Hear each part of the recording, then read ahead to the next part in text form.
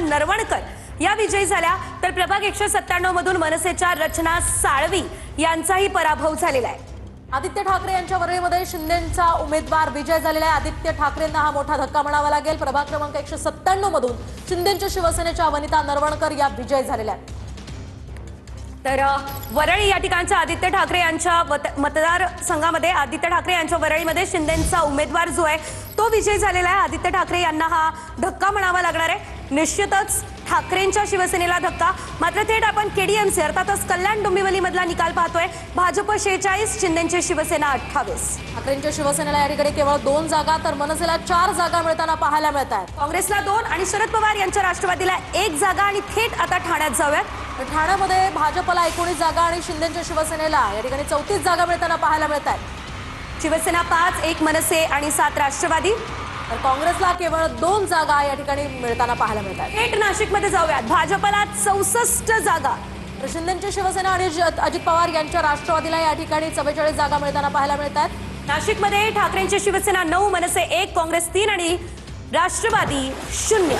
कोल्हापुरात जाऊयात। कोल्हापूरमध्ये भाजपला 24 जागा आहेत, शिंदेंच्या शिवसेनेला 14 जागा तर अजित पवारांच्या राष्ट्रवादीला 4 जागा मिळताना पाहायला मिळतात। तर काँग्रेसला 37 आणि ठाकरेंच्या शिवसेनेला केवळ 1 जागा। नागपुरात भाजपला तब्बल 109 जागा या ठिकाणी मिळताना पाहायला मिळतात, तर शिंदेंची शिवसेना 4 जागांवर आहे। राष्ट्रवादीला अद्याप नागपुरात 1 जागा आता मिळालेली आहे। तर काँग्रेस 30 जागांवर या ठिकाणी आघाडीवर असल्याचं कळत आहे। 30 जागांवर नागपूरमध्ये काँग्रेसला यश मिळालं। थेट लातूरमध्ये भाजपला 22 जागा लातूरमध्ये मिळताना दिसत आहे। तर शिंदेंची शिवसेना या ठिकाणी शून्यावर आहे। निवडणुकांचं नेतृत्व मी करेन असं म्हणणाऱ्या शरद पवार गटाचे 10हून कमी उमेदवार या ठिकाणी पुढे असल्याचं कळत आहे। तर इतर अनेक पालिकेमध्ये शरद पवार गटानं खातंही उघडलेलं नाहीये। मोठी बातमी, शरद पवार आणि सुप्रिया सुळे यांना मोठा धक्का। निवडणुकांचं नेतृत्व मी करेन असं सुप्रिया सुळे यांनी विधान केलेलं होतं, मात्र त्यांना हा मोठा धक्का म्हणावा लागेल। कारण अनेक पालिकांमध्ये शरद पवार गटाला मोठं अपयश मिळालेलं आहे।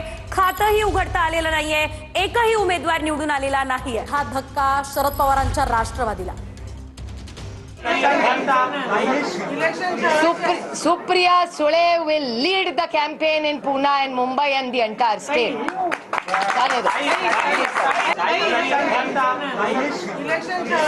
Supriya Sule will lead the campaign in Pune and Mumbai and the entire state. तर अनेक पालिकांमध्ये शरद पवारांच्या राष्ट्रवादीला साधं खातं सुद्धा उघडता आलेलं नाहीये। निवडणुकांचं नेतृत्व मी करेन असं वक्तव्य